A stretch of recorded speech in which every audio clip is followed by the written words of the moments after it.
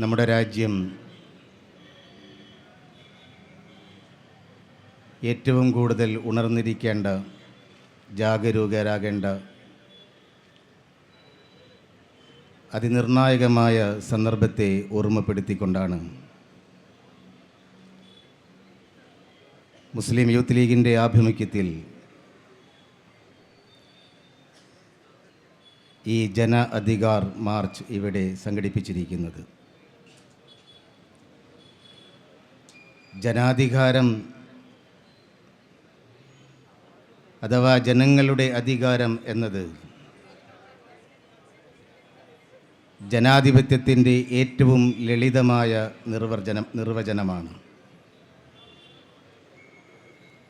ജനങ്ങൾക്ക് വേണ്ടി ജനങ്ങളാലുള്ള ജനങ്ങളുടെ ഭരണമെന്നാണ് ജനാധിപത്യത്തിൻ്റെ ആപ്തവാക്യം. ജനാധിപത്യം എന്നതൊരു ഉദാത്തമായ സങ്കല്പമാണ്. ജനാധിപത്യം എന്നത് ഒരു വാഗ്ദാനമാണ്. വരാനിരിക്കുന്ന മനോഹരമായ ഒന്നിനെക്കുറിച്ച് നിരന്തരം ജനങ്ങളുമായി സംവദിക്കുകയും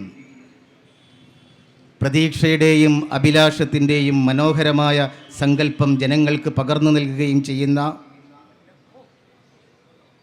ഉദാത്തമായ ഒരു വ്യവസ്ഥിതിയെയാണ് നമ്മൾ ജനാധിപത്യം എന്ന് വിളിക്കുന്നത്.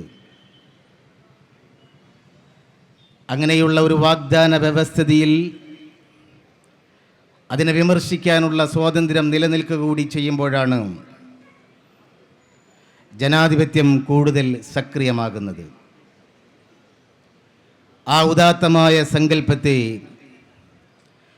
ലോകത്തിലേറ്റവും മനോഹരമായി വ്യാഖ്യാനിക്കുകയും ലോകത്തിനു മുമ്പിൽ തല ഉയർത്തി നിൽക്കുന്ന ഒരു മഹത്തായ വ്യവസ്ഥിതിയായി ഉയർത്തിക്കൊണ്ടുവരികയും ചെയ്തു എന്ന മേന്മയും ഖ്യാതിയുമാണ് ഇന്ത്യ എന്ന ഈ മഹാരാജ്യം നിലനിർത്തിപ്പോന്നത്. ജനാധിപത്യം എന്ന് പറയുന്നത് കേവലം ഒരു അഡ്മിനിസ്ട്രേറ്റീവ് നിയമ സംഹിത അല്ലെങ്കിൽ അധികാര നിയമ സംഹിത എന്നതിനപ്പുറം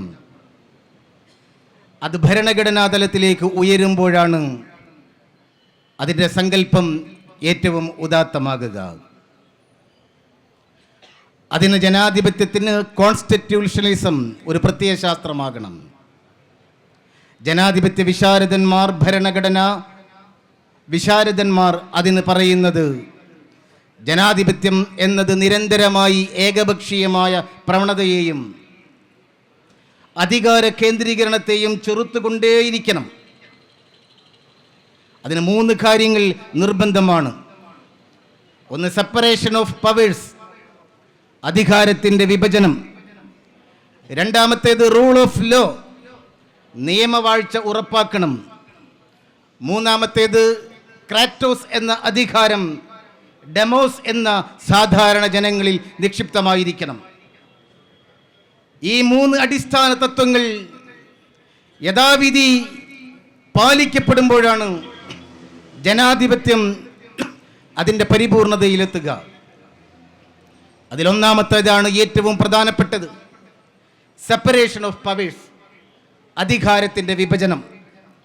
നമ്മുടെ രാജ്യത്ത് അധികാര ഘടന എന്ന് പറയുന്നത് ഭരണനിർവഹണ സംവിധാനമായ എക്സിക്യൂട്ടീവ്, നീതി നിർവഹണ സംവിധാനമായ ജുഡീഷ്യറി, രാജ്യത്തിൻ്റെ നിയമനിർമ്മാണ സഭയായ ലെജിസ്ലേച്ചർ, അതിൻ്റെ അപ്പുറത്തെ അതിസുപ്രധാനമായ ജനങ്ങളുടെ വിശ്വാസ്യതയിലും ജനങ്ങളുടെ മുമ്പിലുള്ള സുതാര്യതയിലും കെട്ടിപ്പടുക്കപ്പെട്ട മഹത്തായ അധികാര വിഭജന സ്ഥാപനമാണ് തെരഞ്ഞെടുപ്പ് കമ്മീഷൻ എന്ന് പറയുന്നത്.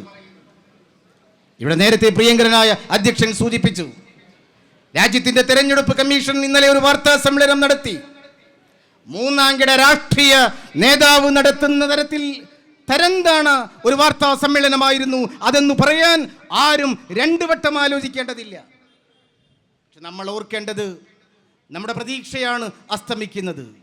ജനാധിപത്യത്തെക്കുറിച്ചുള്ള നമ്മുടെ ഉദാത്തമായ സങ്കല്പത്തെയാണ് ഇവിടെ തല്ലിക്കൊഴിക്കുന്നത്. ഒരു ജനാധിപത്യ വിശ്വാസി എന്ന നിലയിൽ തെരഞ്ഞെടുപ്പ് കമ്മീഷന്റെ വാർത്താ സമ്മേളനം ഇന്നലെ ടെലിവിഷനിൽ ചാനൽ കാണാൻ ഇടയായപ്പോൾ അക്ഷരാർത്ഥത്തിൽ ശ്വാസം മുട്ടലാണ് അനുഭവപ്പെട്ടത്. അതെനിക്ക് മാത്രമല്ല, ഈ രാജ്യത്തെ മുഴുവൻ ജനാധിപത്യ വിശ്വാസികൾക്കും അക്ഷരാർത്ഥത്തിൽ ശ്വാസം മുട്ടൽ അനുഭവപ്പെടുന്ന ഒരു പത്രസമ്മേളനമാണ് ഇന്നലെ രാജ്യത്തെ തെരഞ്ഞെടുപ്പ് കമ്മീഷൻ നടത്തിയത്. ജനാധിപത്യം ശുദ്ധമായ വായു ശ്വസിക്കാനുള്ളതാണ്.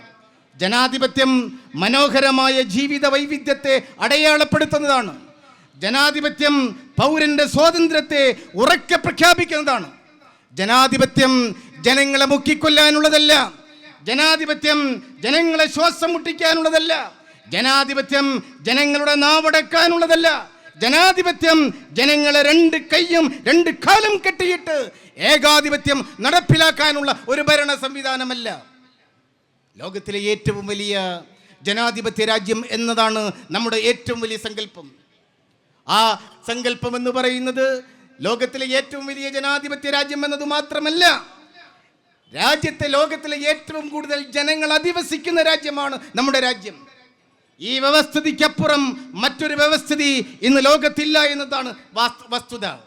എന്നാൽ എവിടെ എത്തി നിൽക്കുന്നു നമ്മുടെ രാജ്യം എന്ന് നമ്മൾ പരിശോധിക്കേണ്ടതുണ്ട്.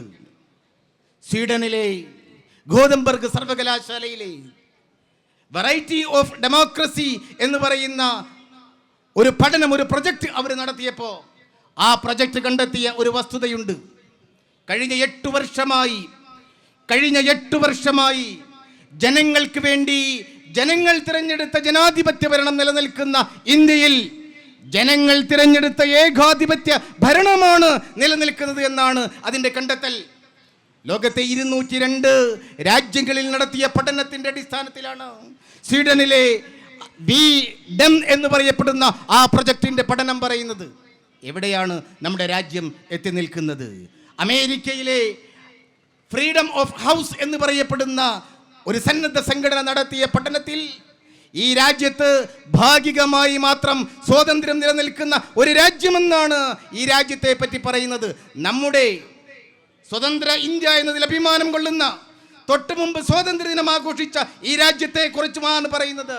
ഭാഗികമായി മാത്രം സ്വാതന്ത്ര്യം നിലനിൽക്കുന്ന ഒരു രാജ്യമാണ് ഈ രാജ്യം എന്ന് പറയുന്നത്. എക്കണോമിക്സ് ഗ്രൂപ്പിൻ്റെ അവരുടെ ഡെമോക്രസി ഇൻഡെക്സിനെ കുറിച്ചുള്ള പഠനത്തിൽ പറയുന്നത് പിഴച്ചുപോയ ജനാധിപത്യം നിലനിൽക്കുന്ന രാജ്യമെന്നതാണ്. പിഴച്ചുപോയ ജനാധിപത്യം നിലനിൽക്കുന്ന രാജ്യം. ഈ രാജ്യത്തിൻ്റെ ഒരു പാരമ്പര്യമുണ്ട്, ഈ രാജ്യത്തിൻ്റെ ഒരു ചരിത്രമുണ്ട്. അതിനെ മാറ്റിമറിക്കാനുള്ള ഏകാധിപത്യ പ്രവണതയാണ് നിലനിൽക്കുന്നത്.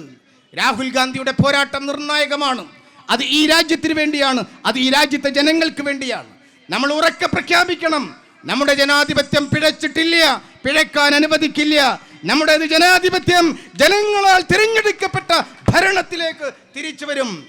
അതിനുള്ള പോരാട്ടമാണ് രാഹുൽ ഗാന്ധി നടത്തുന്നത്. സ്വാഭാവികമായും സംശയമുണ്ടായില്ലേ, മൂന്നാമതും നരേന്ദ്രമോദി? എങ്ങനെയാണിത് സംഭവിക്കുന്നത്? രാജ്യം വർഗീയമായോ? രാജ്യം ഭൂരിപക്ഷ വർഗീയത എന്ന് പറയുന്ന സംസ്കാരമാണോ ജനാധിപത്യം എന്ന് പറയുന്നത്? സ്വാഭാവികമായും ഈ രാജ്യത്തെ ജനങ്ങൾ സംശയിക്കും.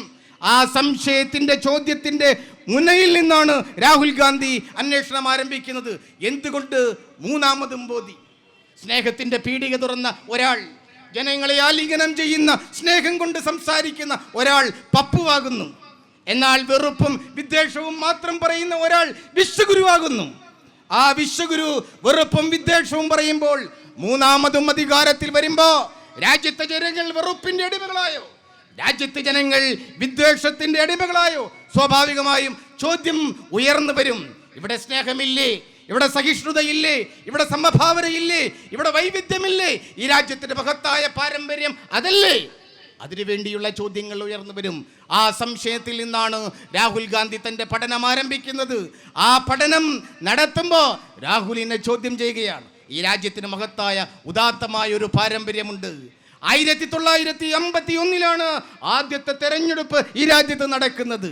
ആ തെരഞ്ഞെടുപ്പ് നടക്കുമ്പോൾ അതിനൊരു കമ്മീഷൻ ഉണ്ടായിരുന്നു. സുകുമാർ സെൻ എന്നാണ് ആ കമ്മീഷന്റെ പേര്. അറിയുമോ നിങ്ങൾക്ക്? സുകുമാർ സെൻ നടത്തിയ ചരിത്രപരമായ വിപ്ലവകരമായ ആ ദൗത്യത്തെ, നമ്മുടെ രാജ്യത്തെ ഇകഴ്ത്തിയവരാണ് ബ്രിട്ടീഷുകാർ. വിൽസൺ ചർച്ചിൽ 1930 ലണ്ടനിൽ വെച്ച് പ്രഖ്യാപിച്ചു, ബ്രിട്ടീഷുകാർ ഇന്ത്യ വിട്ടുപോയാൽ ഇന്ത്യയിലെ റെയിൽവേ, ഇന്ത്യയിലെ മെഡിക്കൽ സംവിധാനങ്ങൾ, ഇന്ത്യയിലെ നീതി നിർവഹണ സംവിധാനങ്ങൾ എല്ലാം തകർന്ന് തരിപ്പണമാകും. ബ്രിട്ടീഷ് പ്രധാനമന്ത്രിയായ വിൻസ്റ്റൺ ചർച്ചിൽ ഇന്ത്യയെ ആക്ഷേപിച്ചതാണ്. ഇന്ത്യയിലെ റെയിൽവേയും മെഡിക്കൽ സംവിധാനവും നീതി നിർവഹണ സംവിധാനങ്ങളും എല്ലാം ബ്രിട്ടീഷുകാർ ഇന്ത്യ വിട്ടുപോയാൽ തകർന്ന് തരിപ്പണമാകും. എന്നിട്ടോ നൂറ്റാണ്ടുകൾ പഴക്കമുള്ള കാട്ടുനീതിയിലേക്ക് ഇന്ത്യ എന്ന രാജ്യം അധപ്പതിക്കുമെന്നാണ് ബ്രിട്ടീഷ് പ്രധാനമന്ത്രി വിൻസ്റ്റൺ ചർച്ചിൽ പറഞ്ഞത്. എന്നാൽ എന്നെ കേൾക്കുന്ന നിങ്ങൾ മനസ്സിലാക്കണം, ആ പറഞ്ഞിടത്ത് നിന്നാണ് രാജ്യം സ്വതന്ത്രമായി 4 വർഷത്തിന് ശേഷം ലോകത്തെ അമ്പരപ്പിച്ചുകൊണ്ട്, ലോകത്തെ വിസ്മയിപ്പിച്ചുകൊണ്ട് സാർവത്രിക വോട്ടവകാശം നടപ്പിലാക്കിയ രാജ്യമാണ് ഇന്ത്യ. 4 വർഷം കൊണ്ട് ഈ പറയുന്ന പടിഞ്ഞാറൻ പാശ്ചാത്യ രാജ്യങ്ങളിൽ സ്വത്തിന്റെ പേരിൽ മാത്രം വോട്ടവകാശം ഉണ്ടായപ്പോ, പ്രഭുക്കന്മാർക്ക് മാത്രം വോട്ടവകാശം ഉണ്ടായപ്പോ, സ്ത്രീകൾക്ക് വോട്ടവകാശം നിഷേധിച്ചപ്പോ, ആഫ്രിക്കൻ വംശജരായ കറുത്ത വർഗക്കാർക്ക് വോട്ടവകാശം നിഷേധിച്ചപ്പോ, നിറത്തിന്റെയോ ജാതിയുടെയോ മതത്തിന്റെയോ വർണ്ണത്തിന്റെയോ വർഗത്തിന്റെയോ വ്യത്യാസമില്ലാതെ, ലിംഗഭേദമില്ലാതെ സാർവത്രിക വോട്ടവകാശം നൽകി 4 വർഷം കൊണ്ട് ലോകത്തെ അമ്പരപ്പിച്ച രാജ്യമാണ് നമ്മുടെ ഇന്ത്യ. ആ ഇന്ത്യയിലാണ് പിഴച്ചുപോയ ജനാധിപത്യം നിലനിൽക്കുന്നത് എന്ന് പറയുന്നത് ലോകരാജ്യങ്ങൾ. ആ ഇന്ത്യയിലാണ് ജനങ്ങൾക്ക് വേണ്ടി തിരഞ്ഞെടുക്കപ്പെട്ട ഏകാധിപത്യ ഭരണമാണ് നിലനിൽക്കുന്നത് എന്ന് രാജ്യത്തിന് പുറത്തുള്ളവർ വിലയിരുത്തുന്നത്. ആ ഇന്ത്യയിലാണ് ഭാഗികമായ സ്വാതന്ത്ര്യം നിലനിൽക്കുന്നു എന്ന് പറയുന്നത്. എവിടെ എത്തി നിൽക്കുന്നു ഈ രാജ്യം? നമുക്ക് തിരിച്ചു വരണ്ടേ? ഈ രാജ്യത്തിൻ്റെ ഈ പറയുന്ന വൈവിധ്യമില്ലാതെ ഏത് രീതിയിലാണ് നിങ്ങൾക്ക് ഈ രാജ്യത്തെ മുന്നോട്ട് കൊണ്ടുപോകാൻ കഴിയുക? ലോകത്തെ ജനസംഖ്യ ഏറ്റവും കൂടുതലുള്ള 25 രാജ്യങ്ങളിൽ 11 രാജ്യങ്ങളുടെ ജനസംഖ്യയോളം വരും ഇന്ത്യ എന്ന് പറയുന്ന ഈ മഹാരാജ്യത്തിൻ്റെ ജനസംഖ്യ എന്ന് പറയുന്നത്. നമ്മൾ മനസ്സിലാക്കണം, ചെറിയ കാര്യമല്ല. 11 ലോകത്തിലെ ഏറ്റവും ജനസംഖ്യയുള്ള രാജ്യങ്ങളിലെ 11 രാജ്യങ്ങളുടെ തുല്യം വരും. അയൽ രാജ്യമായ പാകിസ്ഥാന്റെ ജനങ്ങളെക്കാൾ കൂടുതൽ ജനങ്ങളുണ്ട് ഉത്തർപ്രദേശ് എന്ന് പറയുന്ന സംസ്ഥാനത്ത് മാത്രം. അതാണ് ഇന്ത്യ. മനസ്സിലാക്കണം, മഹാരാഷ്ട്രയിലേക്കാൾ കൂടുതൽ ജനങ്ങളുണ്ട് മെക്സിക്കോയിലേക്കാൾ കൂടുതൽ ജനങ്ങളുണ്ട് മഹാരാഷ്ട്ര എന്ന് പറയുന്ന സംസ്ഥാനത്ത്. ബീഹാറിലേക്കാൾ കൂടുതൽ ബീഹാറിലെ ജനങ്ങൾ ജപ്പാൻ എന്ന് പറയുന്ന രാജ്യത്തേക്കാൾ കൂടുതലാണ്. ബംഗാളിലേതിന് തുല്യമാണ് ഈജിപ്തിലെ ജനങ്ങൾ. രാജസ്ഥാനിലെ തുല്യമാണ് തുർക്കിയിലെ ജനങ്ങൾ. ബ്രിട്ടനേക്കാൾ തുല്യമാണ് ഗുജറാത്തിലെ ജനങ്ങൾ. മനസ്സിലാക്കണം, ജർമ്മനിയോട് ഫ്രാൻസിനേക്കാൾ തുല്യമാണ് കർണാടകയിലെ ജനങ്ങൾ. ഇതാണ് ഇന്ത്യയുടെ പാരമ്പര്യം. ലോകത്തിന്റെ മുമ്പിൽ ഉയർന്നു നിൽക്കുന്നത് നമ്മുടെ ജനസമ്പത്ത് കൊണ്ടാണ്, പൗരസമ്പത്ത് കൊണ്ടാണ്. എന്തുകൊണ്ടാണ്? ഇതിനെ തകർക്കാനുള്ള ശ്രമങ്ങൾ നടക്കുമ്പോൾ നമ്മൾ സ്വകാര്യതയിലേക്ക് ഉൾവലിഞ്ഞു പോകരുത്. നമ്മൾ തിരിച്ചു പിടിക്കണം. രാഹുൽ ഗാന്ധി നടത്തുന്ന പോരാട്ടത്തിന് ഐക്യദാർഢ്യം പ്രഖ്യാപിക്കേണ്ട സന്ദർഭമാണ്. ഇവിടുത്തെ ന്യൂനപക്ഷങ്ങളെയാണ് ഈ വോട്ടർ പട്ടിക പരിഷ്കരണവും ഈ രാജ്യത്തെ നടപ്പിലാക്കാൻ പോകുന്ന NRC എന്ന് പറയുന്ന പൗരത്വ രജിസ്റ്റർ രാജ്യത്തെ നിയമവ്യവഹാരത്തിൽ കുടുങ്ങിക്കിടക്കുമ്പോൾ പിൻവാതിലുള്ള നടപ്പിലാക്കാനുള്ള ശ്രമമാണ് നടത്തിക്കൊണ്ടിരിക്കുന്നത്. അത് ന്യൂനപക്ഷത്തെയാണ് ലക്ഷ്യമാക്കുന്നത്. എന്നാൽ ഇവിടുത്തെ ന്യൂനപക്ഷം ന്യൂനപക്ഷമാണ്. ഭരണഘടന നൽകുന്ന അവകാശങ്ങളിൽ വിശ്വസിച്ചുകൊണ്ട് ഈ രാജ്യത്തോട് കൂറ് പ്രഖ്യാപിച്ച് നിൽക്കുന്നവരാണ്. മഹാഭൂരിപക്ഷം വരുന്ന ഹൈന്ദവ ജനവിശ്വാസികളിലും ആത്മാർപ്പമായ വിശ്വാസവും സ്നേഹവും സമഭാവനയും കൊതിച്ചുകൊണ്ട് അവരിൽ സഹവർത്തിത്വത്തിൽ കഴിയുന്നവരാണ്. നിങ്ങൾ ഓർക്കണം, നമ്മുടെ അയൽ രാജ്യമായ പാകിസ്ഥാൻ, ഇന്ത്യ എന്ന് പറയുന്ന രാജ്യമുണ്ടായതിന്റെ തൊട്ടുതലേന്നാണ് പാകിസ്ഥാന്റെ സ്വാതന്ത്ര്യ ദിനം. നിങ്ങൾ അറിയുമോ? ഐക്യരാഷ്ട്രസഭ എന്ന് പറയപ്പെടുന്ന ലോകരാജ്യങ്ങളുടെ സംഘടനയിൽ, അതിന്റെ ജനറൽ അസംബ്ലിയിൽ ഒരു നേതാവ് പറഞ്ഞ ഒരു പ്രഖ്യാപനമുണ്ട്. പാകിസ്ഥാന്റെ ഭരണാധികാരികളുടെ മുഖത്ത് നോക്കി പറഞ്ഞു, എന്തെന്നറിയുമോ? നിങ്ങളുടെ നാട്ടിൽ അധികാരികളെ തിരഞ്ഞെടുക്കുന്നത് ബുള്ളറ്റ് കൊണ്ടാണെങ്കിൽ എന്റെ നാട്ടിൽ അധികാരികളെ തിരഞ്ഞെടുക്കുന്നത് ബാലറ്റ് കൊണ്ടാണെന്ന് അത് പ്രഖ്യാപിച്ച നേതാവിന്റെ പേരാണ് ഇന്ത്യൻ യൂണിയൻ മുസ്ലിം ലീഗിന്റെ പ്രസിഡന്റ് അഹമ്മദ് എന്ന് പറയുന്ന മഹാനായ നേതാവ്. അദ്ദേഹം ഐക്യരാഷ്ട്രസഭയിൽ പറഞ്ഞതാണ്, പാകിസ്ഥാൻകാരുടെ മുഖത്ത് നോക്കി പറഞ്ഞതാണ്, നിങ്ങളുടെ നാട്ടിൽ ബുള്ളറ്റ് കൊണ്ടാണ് തിരഞ്ഞെടുക്കുന്നതെങ്കിൽ എൻ്റെ നാട്ടിൽ ബാലറ്റ് കൊണ്ടാണ് തിരഞ്ഞെടുക്കുന്നത്. ഞാൻ അതിൽ അഭിമാനിക്കുന്നു.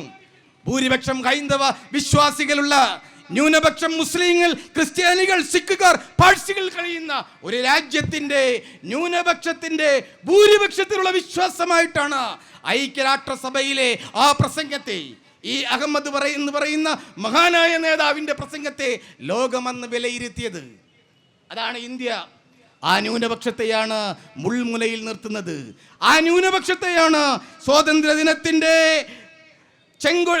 ത്രിവർണ്ണ പതാക ചെങ്കോട്ടയിൽ ഉയർത്തിക്കൊണ്ട് ഇന്ത്യയുടെ പ്രധാനമന്ത്രി നുഴഞ്ഞുകയറ്റക്കാർ എന്ന് ആക്ഷേപിക്കുന്നത്. നുഴഞ്ഞുകയറ്റക്കാർ. പ്രധാനമന്ത്രി ഇപ്പോൾ മുസ്ലിം എന്ന് പറയുന്നില്ല. കഴിഞ്ഞ തിരഞ്ഞെടുപ്പ് വേളയിൽ ആവർത്തിച്ചാണ് ഇന്ത്യയുടെ പ്രധാനമന്ത്രി വർഗീയത പറഞ്ഞത്. നുഴഞ്ഞുകയറ്റക്കാർക്കൊപ്പമാണ് കോൺഗ്രസ്, നുഴഞ്ഞുകയറ്റക്കാർക്കൊപ്പമാണ് പാകിസ്ഥാൻ. ഇന്ത്യയുടെ പ്രധാനമന്ത്രി പ്രസംഗിച്ചില്ലേ? സ്വാതന്ത്ര്യ ദിനത്തിൽ പറഞ്ഞെന്താണ്? നുഴഞ്ഞുകയറ്റക്കാർ നമ്മുടെ യുവാക്കളുടെ തൊഴിൽ തട്ടിയെടുക്കുന്നു, നുഴഞ്ഞുകയറ്റക്കാർ നമ്മുടെ പെൺകുട്ടികളെ തട്ടിക്കൊണ്ടുപോകുന്നു. ഇന്ത്യയുടെ പ്രധാനമന്ത്രി പറഞ്ഞതാണ്. ആരാണ് നുഴഞ്ഞുകയറ്റക്കാർ? ആരാണ് നുഴഞ്ഞുകയറ്റക്കാർ? ഈ വോട്ടർ പട്ടിക പരിഷ്കരണം എന്തിനു വേണ്ടിയാണ് നടപ്പിലാക്കുന്നത്? രാഹുൽ ഗാന്ധിയുടെ സംശയം സ്വാഭാവികമാണ്. രാജ്യത്തെ മുഴുവൻ ജനങ്ങളും വർഗീയതയ്ക്ക് അടിമപ്പെട്ട് കഴിഞ്ഞോ? ഇല്ല എന്നാണ് ഉത്തരം. അതുകൊണ്ടാണ് രാഹുലിന്റെ പോരാട്ടത്തെ നമ്മൾ പിന്തുണയ്ക്കേണ്ടത്. ഇപ്പോൾ ഏറ്റവും ഒടുവിൽ ഇപ്പോൾ നടന്നുകൊണ്ടിരിക്കുന്നു. ഇന്നലെ കോൺഗ്രസിന്റെ നേതാവ് രാഹുൽ ഗാന്ധി അതിമഹത്തായ ഒരു പ്രക്ഷോഭ പരിപാടിക്ക് തുടക്കം കുറിച്ചിരിക്കുന്നു. 1300 കിലോമീറ്ററാണ് അദ്ദേഹം നടക്കുന്നത്. അദ്ദേഹം കന്യാകുമാരിയിൽ നിന്ന് ഹിമാലയം വരെ നടന്ന ആളാണ്.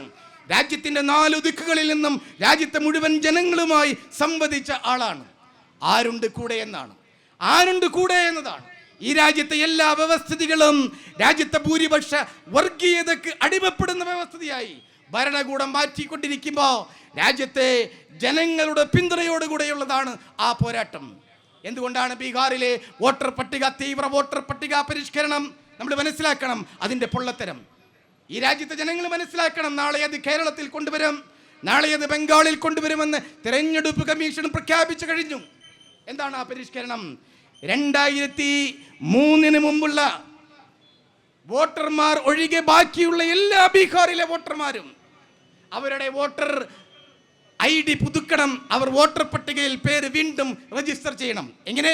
2003 മുതൽ 2025 നിൽക്കുന്ന ഈ കാലഘട്ടത്തിൽ 22 വർഷം 5 ലോകസഭാ തിരഞ്ഞെടുപ്പിലും 5 നിയമസഭാ തിരഞ്ഞെടുപ്പിലും വോട്ട് ചെയ്ത ആ രാജ്യത്തെ ആ നാട്ടിലെ വോട്ടർമാർ അവരുടെ വോട്ട് വീണ്ടും പുതുക്കി നിശ്ചയിക്കണം. അതിനുള്ള മാനദണ്ഡം എന്താണ്? 5 തവണ വോട്ട് ചെയ്തവർ, 10 തവണ വോട്ട് ചെയ്തവർ, 5 നിയമസഭാ തിരഞ്ഞെടുപ്പിലും 5 ലോകസഭാ തിരഞ്ഞെടുപ്പിലും വോട്ട് ചെയ്ത ആളുകൾ അവർ വീണ്ടും അവർ രാജ്യത്ത് വോട്ടർമാരുടെ ആണെന്നുള്ളതിൻ്റെ യോഗ്യത തെളിയിക്കണം. എൻ്റെ പ്രിയപ്പെട്ടവരെ, എന്താണ് യോഗ്യത? എന്താണ് അയോഗ്യത? ഈ രാജ്യത്ത് എന്താണ് സാർവത്രിക വോട്ടവകാശം നടപ്പിലാക്കിയ ഈ രാജ്യത്ത് 18 വയസ്സിന് മുകളിലുള്ള എല്ലാവർക്കും വോട്ടവകാശമുള്ള ഒരു രാജ്യത്ത് ഒരു വോട്ടറുടെ യോഗ്യത എന്താണ്? അതാണ് നമ്മൾ ചോദിക്കേണ്ടത്. യോഗ്യത അളക്കാൻ പൗരത്വം തെളിയിക്കണം. അതാണ് തെരഞ്ഞെടുപ്പ് കമ്മീഷൻ പറയുന്നത്. എന്നാൽ തെരഞ്ഞെടുപ്പ് കമ്മീഷന്റെ കയ്യിൽ ഉത്തരമില്ല. പൗരത്വം തെളിയിക്കാൻ പൗരന്റെ കയ്യിൽ സർക്കാർ അംഗീകരിച്ച എന്തു രേഖയാണ് ഉള്ളത്? അങ്ങനെ ഒരു രേഖയില്ല. അങ്ങനെ ഒരു രേഖയില്ല എന്ന് ചോദ്യം വരുമ്പോഴാണ് അപ്പോൾ പിന്നെ പൗരത്വ രേഖ വേണ്ടേ എന്ന ഒരു ചോദ്യം വരുന്നത്. അപ്പോൾ പൗരത്വ രേഖ വേണ്ടേ എന്ന ഒരു ചോദ്യം വരുമ്പോഴാണ് NRC നടപ്പിലാക്കാനുള്ള വാതിലുകൾ തുറക്കുന്നത്. നമ്മൾ മനസ്സിലാക്കണം. തീവ്ര വോട്ടർ പട്ടിക പരിഷ്കരണ പ്രകാരം 1987 മുമ്പുള്ളവർ അവരുടെ ജനന സർട്ടിഫിക്കറ്റും ജനിച്ച സ്ഥലത്തിൻ്റെ തെളിവും ഹാജരാക്കണം. 1987 മുതൽ 2004 വരെയുള്ളവർ അവരുടെ ജനന സർട്ടിഫിക്കറ്റും അവരുടെ ജനിച്ച സ്ഥലത്തിൻ്റെ തെളിവും മാത്രം പോരാ, അവരുടെ പിതാവിൻ്റെയും മാതാവിൻ്റെയും ജനന സർട്ടിഫിക്കറ്റ് ഹാജരാക്കണം. അതിനുശേഷം 2004 മുതൽ ഇങ്ങോട്ടുള്ള ആളുകൾ അവരുടെ ഏതൊക്കെ സർട്ടിഫിക്കറ്റ് ഉണ്ടോ അതിന് തുല്യം അവരുടെ മാതാപിതാക്കളുടെയും സർട്ടിഫിക്കറ്റ് ഹാജരാക്കണം. എന്തിനാണ് ഈ പരിഷ്കരണം? പരമാവധി ജനങ്ങളെ വോട്ടർ പട്ടികയിൽ കൂട്ടിച്ചേർക്കുമ്പോഴല്ലേ, ഈ രാജ്യത്തെ ജനങ്ങളെ ഈ രാജ്യത്തിൻ്റെ പൗരന്മാരായി അംഗീകരിക്കുമ്പോഴല്ലേ ലോകത്തിലെ ഏറ്റവും വലിയ ജനാധിപത്യ സങ്കല്പം നിലനിൽക്കുന്ന ഈ രാജ്യത്ത് അത് പുഷ്കലമാകുക. എങ്ങനെയാണ് വോട്ടറെ അയോഗ്യരാക്കുന്നത്? അതിനെതിരെയാണ് രാഹുൽ ഗാന്ധി നടത്തുന്ന പോരാട്ടം. ഈ പോരാട്ടം എന്ന് പറയുന്നത് ഞാൻ സുദീർഘമായി സംസാരിക്കണമെന്ന് ആഗ്രഹിക്കുന്നില്ല. ഇത് രാജ്യത്തിന് വേണ്ടിയുള്ള പോരാട്ടമാണ്. രാജ്യത്തിൻ്റെ നീതിന്യായ പീഠമാണ് ചോദിച്ചത്, രാഹുൽ ഇന്ത്യക്കാരനല്ലേ എന്നത്. ചങ്ക് പൊട്ടിപ്പോകും ആ ചോദ്യം കേൾക്കുമ്പോൾ. ആരിലാണ് വിശ്വാസം അർപ്പിക്കേണ്ടത്? ആരോടാണ് ചോദിക്കുന്നത്? രാഹുൽ, താങ്കൾ ഇന്ത്യക്കാരനല്ലേ എന്നാണ് ചോദിക്കുന്നത്. ആ കോടതിയെയാണോ ആശ്രയിക്കേണ്ടത്? നമ്മൾ മനസ്സിലാക്കണം, നമ്മുടെ കൈവെള്ളയിൽ സ്വാതന്ത്ര്യം നേടിത്തരുമ്പോൾ നമ്മുടെ രാഷ്ട്രപിതാവ് മഹാത്മാഗാന്ധിയും പണ്ഡിറ്റ് ജവഹർലാൽ നെഹ്റുവും മൗലാന അബുൽ കലാം ആസാദും സർദാർ വല്ലഭായ് പട്ടേലും അടങ്ങുന്ന രാഷ്ട്ര നേതാക്കന്മാർ ഈ രാജ്യത്ത് സ്വാതന്ത്ര്യം നേടിത്തരുമ്പോ ഈ രാജ്യത്തെ ഒരു നിയമ സംവിധാനവും അവരുടെ കൂടെ ഇല്ല. ഈ രാജ്യത്ത് ഭരണകൂടമില്ല, ഈ രാജ്യത്തെ കോടതികളില്ല, ഈ രാജ്യത്തെ സൈന്യമില്ല, ഈ രാജ്യത്തെ പോലീസ് സംവിധാനങ്ങളില്ല, ഈ രാജ്യത്തെ വ്യവസ്ഥിതിയിൽ സർക്കാർ സംവിധാനങ്ങളോ സേവന മേഖലകളോ അവരുടെ കൂടെ ഇല്ല. അങ്ങനെയാണ് സൂര്യനസ്തമിക്കാത്ത സാമ്രാജ്യത്തിന്റെ ഉടമകളായ ബ്രിട്ടീഷുകാർക്കെതിരെ സത്യവും സ്നേഹവും നീതിയും എന്ന അഹിംസയും എന്ന സിദ്ധാന്തത്തിലൂടെ കോടാനക്കോടി ജനങ്ങളെ അണിനിരത്തി ഈ രാജ്യത്തിന് സ്വാതന്ത്ര്യം നേടിത്തന്നത്. സത്യവാങ്മൂലം താ എന്നാണ് തെരഞ്ഞെടുപ്പ് കമ്മീഷൻ രാഹുൽ ഗാന്ധിയോട് പറയുന്നത്. രാഷ്ട്രീയ പ്രസംഗം നടത്തുന്ന മൂന്നാംകിട തെരഞ്ഞെടുപ്പ് കമ്മീഷന്റെ മുമ്പിൽ സത്യവാങ്മൂലം സമർപ്പിക്കാൻ മനസ്സില്ലടോ തെരഞ്ഞെടുപ്പ് കമ്മീഷന്റെ മുമ്പിൽ എന്ന് പറയാനാണ് ഞങ്ങൾ ആഗ്രഹിക്കുന്നത്. ഈ രാജ്യത്തെ ജനങ്ങളിലാണ് ഞങ്ങൾ വിശ്വസിക്കുന്നത്. ഈ രാജ്യത്തെ ജനങ്ങളിലാണ് വിശ്വസിക്കുന്നത്. രാഹുൽ ഗാന്ധി ഇന്ത്യക്കാരനല്ലെന്ന് ചോദിക്കുമ്പോൾ നിങ്ങൾ മനസ്സിലാക്കണം, അദ്ദേഹത്തിൻ്റെ പ്രാണൻ, അദ്ദേഹത്തിൻ്റെ ജീവൻ, അദ്ദേഹത്തിൻ്റെ പാരമ്പര്യം ഈ രാജ്യത്തിൻ്റെ ജനാധിപത്യ പ്രക്രിയയോട്, ഈ രാജ്യത്തിൻ്റെ വ്യവസ്ഥിതിയോട്, ഈ രാജ്യമുണ്ടാക്കിയ രാഷ്ട്ര നിർമ്മാണ പ്രക്രിയയോട് ചേർന്ന് നിൽക്കുന്നതാണ്. ആ മനുഷ്യനെയാണ് ചോദ്യം ചെയ്യുന്നത്. ആരാണ് രാഹുൽ ഗാന്ധി? നിങ്ങൾ മനസ്സിലാക്കണം, നേരത്തെ പറഞ്ഞല്ലോ, സാർവത്രിക വോട്ടവകാശം നടപ്പിലാക്കിയ രാജ്യം 1928 നെഹ്റു റിപ്പോർട്ട് പ്രകാരം, മോത്തിലാൽ നെഹ്റു റിപ്പോർട്ട് പ്രകാരമാണ് കോൺഗ്രസ് സാർവത്രിക വോട്ടവകാശം അംഗീകരിക്കുന്നത് 1928. അതിനുശേഷം നേരത്തെ പറഞ്ഞ സുകുമാർ സെൻ തെരഞ്ഞെടുപ്പ് കമ്മീഷൻ ആകുമ്പോൾ സാർവത്രിക വോട്ടവകാശം ഈ രാജ്യത്ത് നടപ്പിലാക്കാൻ നെടുന്തൂണായി നിന്ന ഇന്ത്യയുടെ പ്രഥമ പ്രധാനമന്ത്രി പണ്ഡിറ്റ് ജവഹർലാൽ നെഹ്റു. നമ്മൾ തിരിച്ചറിയണം, ആ നെഹ്റുവിൻ്റെ മകൻ്റെ മകനാണ് രാഹുൽ ഗാന്ധി എന്ന് പറയുന്നത്. ഓർത്തു വെക്കണം, രാഹുൽ ഗാന്ധിയെ അപമാനപ്പെടുത്തുന്നവർ മോത്തിലാലിൻ്റെ പൗത്രൻ, മോത്തിലാലിൻ്റെ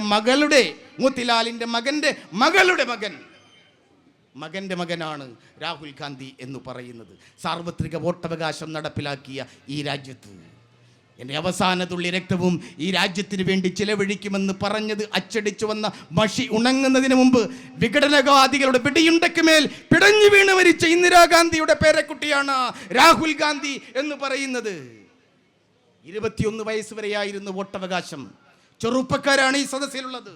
18 വയസ്സുള്ള ചെറുപ്പക്കാർക്ക് വോട്ടവകാശം നൽകിയ രാജീവ് ഗാന്ധിയുടെ മകനാണ് രാഹുൽ ഗാന്ധി എന്ന് പറയുന്നത്. ജനാധിപത്യം പുഷ്കലമാകുന്നതിന് ഗ്രാമങ്ങളിലാണ് ഇന്ത്യ എന്ന് വിശ്വസിച്ച ഗാന്ധിയുടെ സ്വപ്നത്തിനനുസരിച്ച് ത്രിതല പഞ്ചായത്ത് സംവിധാനം നടപ്പിലാക്കിയ ജനാധിപത്യത്തിന്റെ ഉദാത്തമായ സങ്കല്പത്തെ സാർത്ഥകമാക്കിയ മഹാനായ ഭരണാധികാരിയുടെ പേരാണ് രാജീവ് ഗാന്ധി എന്ന് പറയുന്നത്. നമ്മൾ മനസ്സിലാക്കണം, ഒരു രാത്രി ശ്രീപെരുമ്പത്തൂരിൽ നിന്ന് ആ വീട്ടിലേക്ക് ഒരു കോൾ വന്നിട്ടുണ്ട്. മനസ്സിലാക്കണം, ആ കോൾ വന്നപ്പോൾ കോൺഗ്രസിന്റെ നേതാക്കൾ ഓടിയെത്തി. 19കാരിയായ ഒരു പെൺകുട്ടിയെ വിളിച്ചു പറഞ്ഞു, നിങ്ങളുടെ അപ്പൻ, നിങ്ങളുടെ ഫാദർ ഇനിയില്ല, ഹി പാസ്ഡ്, അദ്ദേഹം ഇനിയില്ല, ഹീസ് നോ മോർ. വിഘടനവാദികളുടെ ബോംബിന് മുമ്പിൽ ഇല്ലാതായിരിക്കുന്നു. ആ പെൺകുട്ടിയോട് പറഞ്ഞു, അമ്മയോട് പറയണം നിങ്ങളുടെ പ്രണയ സാഫല്യം ഇനിയില്ല. സമചിത്തതയോടെ പ്രിയങ്ക ഗാന്ധി എന്ന ഇന്ദിരാഗാന്ധിയുടെ പേരക്കുട്ടി അമ്മയോട് ആ കാര്യം പറഞ്ഞപ്പോ ആസ്മ രോഗം അലട്ടിക്കൊണ്ടിരിക്കുന്ന സോണിയാഗാന്ധിയുടെ കണ്ണും നാവും തുറിച്ചു വന്നു, പൊട്ടിക്കരഞ്ഞു. ഇൻഹേറിയറിന്റെ സഹായത്തോടെ ജീവിതം തിരിച്ചു പിടിച്ചു. പിന്നീട് ആ പെൺകുട്ടി ഹാർവാർഡ് സർവകലാശാലയിലെ തന്റെ സഹോദരനെ വിളിച്ചു പറഞ്ഞു, നമ്മുടെ അച്ഛനില്ല, മരണപ്പെട്ടിരിക്കുന്നു. രാഹുൽ ഗാന്ധി പറഞ്ഞു, ഞാനിത് ഭയപ്പെട്ടിരുന്നു. രാഷ്ട്രപതി അയച്ചു കൊടുത്ത വിമാനത്തിൽ ശ്രീപെരുമ്പത്തൂരിൽ വന്ന് തൻ്റെ പ്രിയതമയുടെ അവസാനമായ ആ ശരീരം ഒന്ന് കാണാൻ സോണിയാഗാന്ധി വന്നപ്പോ തൻ്റെ പിതാവിൻ്റെ വീതി കൂടിയ നെറ്റിത്തടത്തിൽ ഒന്ന് ചുംബിക്കാൻ, ആപ്പിൾ പോലെ ചുവന്നു തൊടുത്ത കവിൾത്തടത്തിൽ അവസാനമായി ഒരു ചുംബനം നൽകാൻ ആ പൊന്നുമകൾ വന്നപ്പോൾ ഉണ്ടായില്ല ആ ശരീരാവശിഷ്ടങ്ങൾ കൂട്ടിവെച്ച ഒരു മരപ്പെട്ടി മാത്രമാണ് തിരിച്ചു കിട്ടിയത്, ത്രിവർണ്ണ പതാകയുമായി. ആ പ്രണയ സാഫല്യത്തിൻ്റെ മുമ്പിൽ മുല്ലപ്പൂമാല അണിയിച്ചു സോണിയാഗാന്ധി. അവരപ്പോൾ തന്നെ രാജീവിന്റെ സന്തത സഹചാരിയായ പ്രദീപ് ഗുപ്തയുടെ അപ്പുറത്ത് ആരും ശ്രദ്ധിക്കാതെ കിടക്കുന്ന ആ ശവപ്പെട്ടിമേലും ഒരു പൂമാല ചാർത്തി.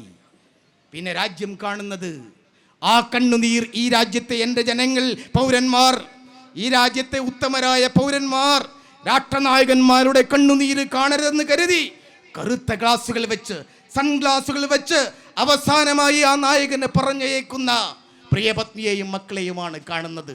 ഓർക്കണം, നരേന്ദ്രമോദി എല്ലാ ഉഡായിപ്പുകളും നടത്തി ജനങ്ങൾ പിടിക്കുമ്പോൾ അടിക്കടി വന്ന് ജനങ്ങളുടെ മുമ്പിൽ കള്ളക്കണ്ണീർ പൊഴിക്കുന്ന നരേന്ദ്രമോദി ഓർക്കണം, എൻ്റെ കണ്ണുനീർ ഈ രാജ്യത്തെ ജനങ്ങൾ കാണരുതെന്ന് സ്വന്തം പിതാവ് മരിച്ചപ്പോ അത് കാണാതിരിക്കാൻ കറുത്ത കണ്ണട വെച്ച് ജനങ്ങളുടെ മുമ്പിൽ നെഞ്ചു നിവർത്തി നിന്ന നേതാവിൻ്റെ പേരാണ് രാഹുൽ ഗാന്ധി എന്ന് പറയുന്നത്. ആ രാഹുലിൻ്റെ രാജ്യസ്നേഹമാണ് ചോദിക്കുന്നത്. ഉറപ്പാണ്, നമ്മൾ ഉറച്ച് വിശ്വസിക്കണം, ജനാധിപത്യത്തിന് ഒരു കാവലാൾ ഉണ്ടായിരിക്കുന്നു. ജനാധിപത്യത്തെ തിരിച്ചു പിടിക്കാൻ, ഏകപക്ഷീയമായ വർഗീയ സംസ്കാരത്തിൽ നിന്ന്, ഈ ഭൂരിപക്ഷ വർഗീയ സംസ്കാരത്തിൽ നിന്ന് ജനാധിപത്യത്തെ തിരിച്ചു പിടിക്കാൻ, ഈ രാജ്യത്തിൻ്റെ സ്വാതന്ത്ര്യം ഉച്ചൈസ്തരം തിരിച്ചു കൊണ്ടുവരുവാൻ, ലോകത്തിൻ്റെ മുമ്പിൽ അഭിമാനപൂർവ്വം ഉയർന്നു നിൽക്കാൻ, ഈ രാജ്യത്തെ വളർത്തി വലുതാക്കാൻ നമുക്കൊരു നേതാവുണ്ട്. ആ നേതാവാണ് രാഹുൽ ഗാന്ധി. ആ പോരാട്ടത്തിന് പിന്തുണ പ്രഖ്യാപിക്കണം. മുസ്ലിം യൂത്ത് ലീഗ് ഈ സമരം തൃശ്ശൂരിൽ നടത്തുന്നതിൻ്റെ പ്രത്യേകത എല്ലാവർക്കും അറിയാം. രാഹുൽ ഗാന്ധി ഉയർത്തിവിട്ട ബാംഗ്ലൂരിലെ ലോക്സഭാ മണ്ഡലത്തിലെ തെരഞ്ഞെടുപ്പിൻ്റെ കള്ളത്തരം രാജ്യത്തെ മുഴുവൻ ചർച്ച വരുമ്പോൾ, നേരത്തെ തെരഞ്ഞെടുപ്പ് കമ്മീഷന് പരാതി നൽകിയിട്ടും കമ്മീഷൻ ശ്രദ്ധിക്കാതെ പോയ കാര്യങ്ങൾ ഈ രാജ്യത്തെ ജനാധിപത്യ വിശ്വാസികൾ പുറത്തു കൊണ്ടുവരുമ്പോൾ, ഈ തൃശ്ശൂരിൽ നടന്ന കള്ള വോട്ട് കൊള്ളയുടെ കഥകളാണ് ഓരോ ദിവസവും പുറത്തു വരുന്നത്. അതുകൊണ്ടുകൂടിയാണ് തൃശ്ശൂരിലെ പൗരാവലിക്ക് മുമ്പിൽ മുസ്ലിം യൂത്ത് ലീഗിൻ്റെ സംസ്ഥാന കമ്മിറ്റി ഈ ജന അധികാർ യാത്ര ഇവിടെ നടത്തുന്നത്. കേരളം പ്രബുദ്ധമാണ്. കേരളം ജനാധിപത്യത്തിൻ്റെ പ്രബുദ്ധമായ ഇടമാണ്. ഏകകക്ഷി ഭരണത്തിന് ശേഷം കൂട്ടുകക്ഷി സംവിധാനം ഈ രാജ്യത്തിന് സംഭാവന ചെയ്ത ജനാധിപത്യത്തിൻ്റെ ആശയ സംവാദങ്ങൾ ഏറ്റവും മനോഹരമായി നടന്നിട്ടുള്ള മണ്ണാണ് ഈ കേരളം. ആ കേരളത്തിലാണ് ഒരു കാട്ടുകള്ളൻ വന്ന് രാജ്യത്തെ ജനങ്ങളെ പറ്റിച്ച് MP ആയി, മന്ത്രിയായി വിലസുന്നത്. അദ്ദേഹത്തിനെതിരെ പരാതി പറഞ്ഞ, രാജ്യത്തെ അദ്ദേഹത്തിന് വോട്ട് ചെയ്ത് അദ്ദേഹത്തെ വിജയിപ്പിച്ചു എന്ന് അവകാശപ്പെടുന്ന ജനങ്ങളോട് മുമ്പിൽ അദ്ദേഹത്തിനെതിരെ ആരോപണം ഉന്നയിക്കുമ്പോൾ പറയുന്നത് നിങ്ങൾ വാനരന്മാരാണെന്നതാണ്. അതാണ് കാര്യം. അദ്ദേഹത്തിൻ്റെ നേതാവ് പറയുന്നത് പോയി തൂങ്ങിച്ചാവൂ എന്നാണ്. ആരാണ് വാനരന്മാർ? നമ്മൾ രണ്ട് കാലുകളിലാണ് സഞ്ചരിക്കുന്നത്. നമ്മൾ രണ്ട് കൈകൊണ്ടാണ് പ്രവർത്തിക്കുന്നത്. നമ്മൾ ജനാധിപത്യത്തിൻ്റെ ചൂണ്ടുവിരലിൽ ഉറക്കെയാണ് വിവേചന അധികാരം പ്രയോഗിക്കുന്നത്. അത് പാളിയപ്പോൾ, അത് കട്ടെടുത്തപ്പോൾ ആ വിരലിന് മുമ്പിൽ ബുൾഡോസറുകൾ വെച്ചുകൊണ്ട് വന്ന് അടിച്ചമർത്താൻ ശ്രമിക്കുമ്പോൾ ജനാധിപത്യം പ്രതിഷേധിക്കും. പ്രബുദ്ധ ജനങ്ങൾ ഉയരും, അവർ ചോദ്യങ്ങൾ ഉന്നയിക്കും. അതിന് ഉത്തരമില്ല. നമ്മൾ രണ്ട് കൈകൾ കൊണ്ട് പ്രവർത്തിക്കും, രണ്ട് കാലുകൾ കൊണ്ട് സഞ്ചരിക്കും, നാക്ക് കൊണ്ട് സംസാരിക്കും. ചോദ്യങ്ങൾ ഉന്നയിക്കുമ്പോൾ സംസാരിക്കാത്തവൻ ആരാണ്? ആരാണ് വാനരൻ? ആരാണ് വാനരൻ? ചോദ്യങ്ങൾക്ക് മുമ്പിൽ കൊഞ്ഞനം കുത്തുന്ന മൃഗമാണ് വാനരൻ എന്ന് പറയുന്നത്. രാജ്യത്തെ ജനങ്ങളെ വാനരൻ എന്ന് വിശേഷിപ്പിക്കുമ്പോൾ നമ്മുടെ പിറകിലൊന്നും വാലില്ല. പക്ഷെ വാലുള്ള ഒരു വാനരൻ മാത്രമേ ഇവിടെയുള്ളൂ. ആ വാലിന് തീപിടിച്ചിരിക്കുന്നു. വാലിന് തീപിടിച്ചിരിക്കുന്നു. ആ തീ കെടുത്താൻ അങ്ങോട്ടും ഇങ്ങോട്ടും നെട്ടോട്ടം ഓടുമ്പോ ഓർത്തു വെച്ചോ, താങ്കളുടെ പിറകിൽ ഒരു ജനമുണ്ട്. ജനാധിപത്യത്തെ അപകടപ്പെടുത്തിയ ജനാധിപത്യ തെരഞ്ഞെടുപ്പ് സംവിധാനത്തെ കളങ്കപ്പെടുത്തിയ, അതിനെ അപമാനപ്പെടുത്തിയ, പവിത്രമായ ഒരു മഹത്തായ ഉദാത്തമായ സങ്കല്പത്തെ അപമാനപ്പെടുത്തിയതിന് ജനങ്ങളുണ്ട് താങ്കൾക്ക് പിന്നിൽ. വീട്ടുകാരെയും കുടുംബക്കാരെയും പാർട്ടിക്കാരെയും അവരുടെ പട്ടിയും പൂച്ചയുമല്ലാത്ത എല്ലാവരെയും കൊണ്ടുവന്ന് തൃശ്ശൂരിൽ കള്ളവോട്ട് ചേർത്തതിന് വാലും പൊക്കി തീപിടിച്ചോടുന്ന ജനാധിപത്യത്തെ കട്ടെടുത്ത ഈ വാനരനെ അറബിക്കടലോളം ഓടിച്ച് ആ കടലിൽ മുക്കിക്കൊല്ലുന്നത് വരെ അതിനവസരം കാത്തു നിൽക്കുകയാണ് കേരളത്തിലെ പ്രബുദ്ധരായ ജനങ്ങൾ. അതുകൊണ്ട് പ്രിയമുള്ളവരെ, നമ്മുടെ ജനാധിപത്യം തിരിച്ചു പിടിക്കേണ്ടിയിരിക്കുന്നു. ഈ രാജ്യത്തിൻ്റെ മഹത്തായ പാരമ്പര്യം നാം ഉയർത്തിപ്പിടിക്കേണ്ടിയിരിക്കുന്നു. വൈവിധ്യങ്ങളുടെ ഇന്ത്യ തിരിച്ചു വരേണ്ടിയിരിക്കുന്നു. ബീഹാറിലും അതുപോലെ തന്നെ സമഗ്ര വോട്ടർ പട്ടിക എന്ന് പറയുന്ന പരിഷ്കരണം നടപ്പിലാക്കിക്കൊണ്ട് ഡൗട്ട്ഫുൾ വോട്ടർമാരെയാണ് സൃഷ്ടിക്കുന്നത്, ഡി വോട്ടർമാരെയാണ് സൃഷ്ടിക്കുന്നത്. ആസാമിൽ 10 ലക്ഷം പേരാണ് ഡി വോട്ടർമാരായി മാറ്റി നിർത്തപ്പെട്ടിട്ടുള്ളത്. ഡി വോട്ടർമാർ എന്ന് പറഞ്ഞാൽ വോട്ടവകാശമില്ല. അത് RSSന്റെ ആശയമാണ്. ആദ്യത്തെ തെരഞ്ഞെടുപ്പ് കമ്മീഷൻ രൂപീകരിക്കുന്നതിന് മുമ്പ് സാർവത്രിക വോട്ടവകാശത്തിനെതിരായിരുന്നു. RSSന്റെ മുൻരൂപമായ ഹിന്ദു മഹാസഭ സാർവത്രിക വോട്ടവകാശത്തിനെതിരായിരുന്നു. തെരഞ്ഞെടുപ്പ് കമ്മീഷൻ രൂപീകരിച്ച് 51 ഒക്ടോബർ മാസത്തിൽ തെരഞ്ഞെടുപ്പിലേക്ക് പോകുന്നതിൻ്റെ ദിവസങ്ങൾക്ക് മുമ്പാണ് ഹിന്ദു മഹാസഭ ജനസംഘം രൂപീകരിച്ചത്. അങ്ങനെ ആ തെരഞ്ഞെടുപ്പിൽ 3 സീറ്റുകൾ മാത്രമാണ് കിട്ടിയത്. പണ്ഡിറ്റ് ജവഹർലാൽ നെഹ്റുവിൻ്റെ നേതൃത്വത്തിൽ മഹാഭൂരിപക്ഷത്തിൽ ജനാധിപത്യ ഭരണകൂടം അധികാരത്തിൽ വന്നു. അന്ന് തുടങ്ങിയതാണ് നെഹ്റുവിനോടുള്ള ചതുർത്ഥി. ആ നെഹ്റുവിനെ മാറ്റി നിർത്തിക്കൊണ്ട് ഗാന്ധിജിയുടെ ഒപ്പം നെഹ്റുവിന് പകരം സർവർക്കറുടെ ചിത്രം വെച്ചുകൊണ്ട് രാജ്യത്ത് പുതിയ ഒരു പ്രാകൃതമായ ഒരു മതാധിഷ്ഠിത രാജ്യം ഉണ്ടാക്കുന്നതിന് വേണ്ടിയുള്ള ശ്രമങ്ങൾ നടത്തുമ്പോൾ അതിനെതിരെ ഗാന്ധിയെ സ്നേഹിക്കുന്ന, നെഹ്റുവിനെ സ്നേഹിക്കുന്ന, ആസാദിനെ സ്നേഹിക്കുന്ന, ഈ രാജ്യത്തിനെ ബ്രിട്ടീഷുകാരുടെ കയ്യിൽ നിന്ന് സ്വാതന്ത്ര്യം നേടിത്തന്ന ധീരദേശാഭിമാനികളെ സ്നേഹിക്കുന്ന ഈ രാജ്യത്തെ പൗരന്മാർ ഉണർന്നിരിക്കണം എന്ന് മാത്രം പറഞ്ഞുകൊണ്ട് എൻ്റെ വാക്കുകൾ കേട്ട നിങ്ങൾക്ക് 1000 നന്ദി അർപ്പിച്ചുകൊണ്ട് ഈ മാർച്ച് അള്ളാഹുവിൻ്റെ നാമത്തിൽ ഉദ്ഘാടനം ചെയ്തതായി അറിയിച്ചുകൊണ്ട് എൻ്റെ വാക്കുകൾ ഉപസംഹരിക്കുന്നു. അസ്സലാമു അലൈക്കും.